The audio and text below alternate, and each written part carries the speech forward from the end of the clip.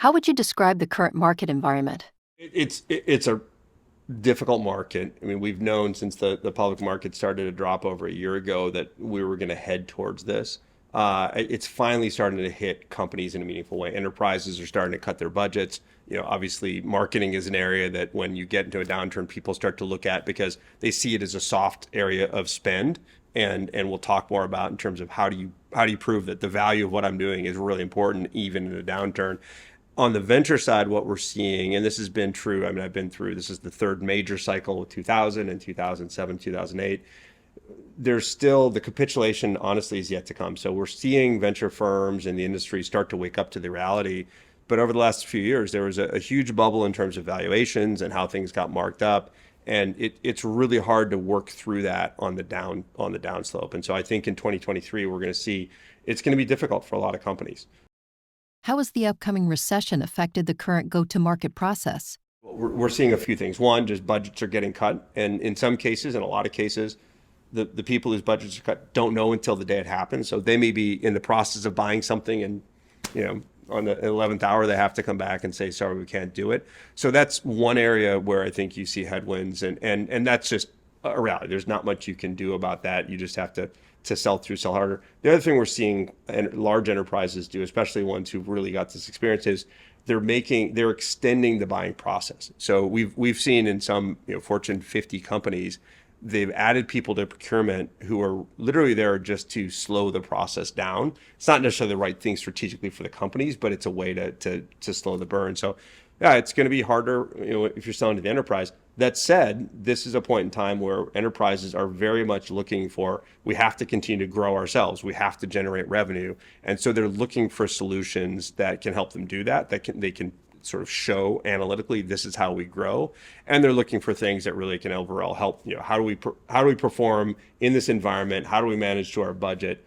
And everything else, I think you're going to see is, it's going to be at risk. And I think from a marketing to sales point of view, the focus is going to shift much more towards the sales organizations, right? And how to make them successful. And sometimes to the detriment, in fairness to marketing, they sort of get the short shift, and marketing's an easier thing to spend. I know we're going to talk about that with some other questions, but I think that's an important area where you can make real mistakes, is not understanding the value that marketing can bring to that. But at the same time, for marketers to understand that they need to be able to show that value from a sales perspective and show it analytically. How can marketing succeed in this market environment? The only way you can be successful in marketing, I'll look at the camera and say this, the only way you can be successful in marketing is when you can show that you're contributing to growth and revenue in the company. Ultimately, whether it's branding, whether it's product marketing, whether it's positioning, all those things, eventually those have to roll up into how is this driving the business forward and growing. And I think in this market environment, that's just critical. So, it's hard because marketing execs and sales execs are different humans. They think differently, they operate differently. Sometimes they're incented very differently. If you're a marketing exec today, you should be doing everything you can to make sure you're aligned with sales. And frankly, if you're a sales leader today, you should be really working with that marketing team to talk to them about, here's what I need, here's what we're looking for, because they shouldn't be operating separately. What are the biggest mistakes marketing should avoid right now? I think honestly, the biggest mistakes is there shouldn't be any sacred cows in terms of where you're spending your money and what you're doing. Like, take as a leader in marketing, as a marketing person, just take a really serious look at everything you're doing across your spend. And this isn't people necessarily, this is programs, things like that. And really understand, are we getting the value we need from that? And maybe in a great market that made sense, do we need it today? And what's the value it adds? And those are things like, how many consulting firms do we need to be working with? How many, of the Gartners of the world? Not that I love Gartner, but at the same time, is this something you need right now? Or is there a different program you want to work with them? Don't be shy about going back to some of these folks and saying, hey, we want to keep working with you, but things are changing, because they're having that conversation time and time again, and they would rather keep you as a customer than lose you. But again, I think figuring out, how do I simplify my marketing strategy? How do I reduce spend in doing that? And then where there's opportunity, reallocate those dollars to things that are much more clearly aligned, where I can get analytics, I can prove the metrics. I think that's an important piece. And that's true across all parts of the org, but I think very much more so for marketing this environment. How can marketing leaders align with the board? When I work with marketing execs, I personally resonate very well with people who come in and tie kind of everything they're doing, exactly what I said. Here are the metrics, here's what it's driving. And I'm not talking about MQLs. I'm talking about we're doing this work and here's how this is generating specific leads. I don't care if you've got 100,000 SQLs. What I care about is how many companies that you're touching, how many people you're working with convert into true customer prospects that the sales team can go and sell. And I think a lot of times, you talk about this disconnect, a lot of times that's this MQL to SQL piece. And there should never be a debate. I don't personally, and don't want to offend any marketing people, but I don't really care if it's a marketing qualified lead. I care if it's a deal that we can go and close. And there's metrics, and I understand how that's done, but understanding like, I just want to go get as many companies as I can, put in front of my sales team where they say, this is great, we can go try to close them. And then it's on them to go and do it. And then that gets back to things like, what else can I do from a marketing perspective to help that sales team? How are we doing from a brand perspective? Do we have the content that they need to be able to go and sell with? Then you start to open up that conversation with your sales team to say, what else can we do to help you be successful on the marketing side? Because let's be clear. You're in marketing because probably you're a creative person, you enjoy this process. Salespeople aren't necessarily there. They need you to help them with that, but you've got to be there to ask them and then sometimes guide them and say, here's what we think we can help you with. So when I see that alignment, when I sit in a board meeting and I see the marketing and sales leaders sitting next to each other, and I can tell it's not the first time they've talked in the last month, that they're collaborating, I really get excited about seeing that kind of work, because that means that go-to-market team is really working together to be aligned. How should you approach long-term strategic initiatives in a downturn? It's a great question. It's really hard because there are, and I assume if there are marketing people watching this, they're going, well, wait a minute, there's all these, like, to what you said, there are all these strategic things that I'm doing that have a longer term impact. And those, you absolutely should be continuing to support those.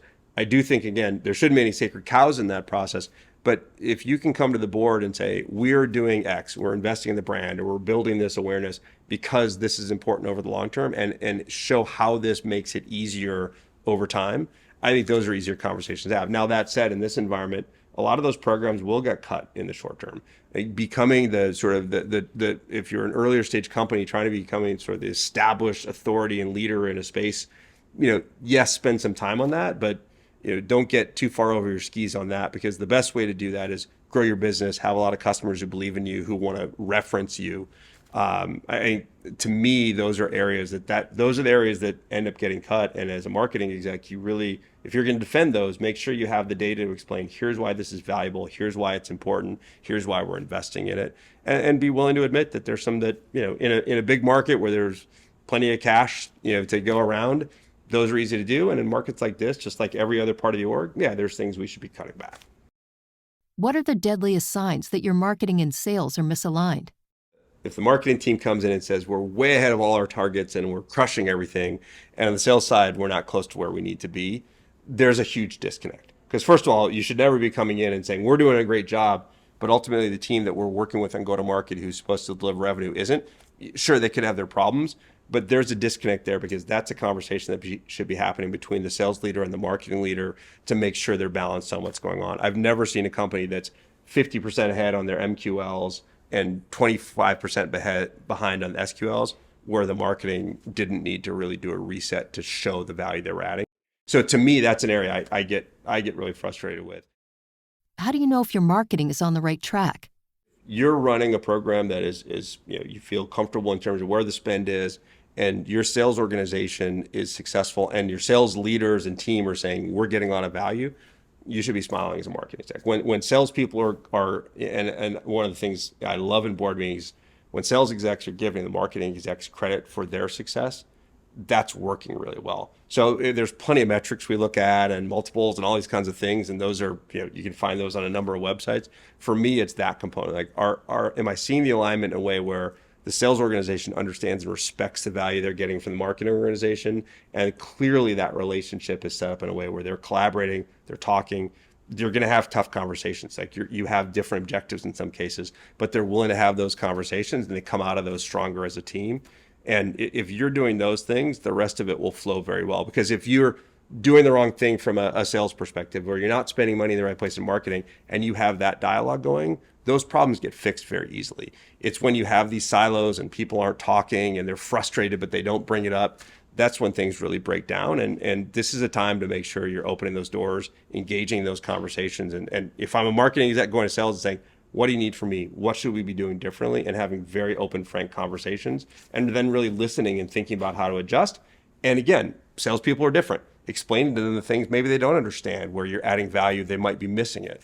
So to me, when that's going on from an alignment perspective, those are really the metrics I look for, because the dollar metrics, the mathematical analytics we look at, those are all going to flow from how those relationships are built.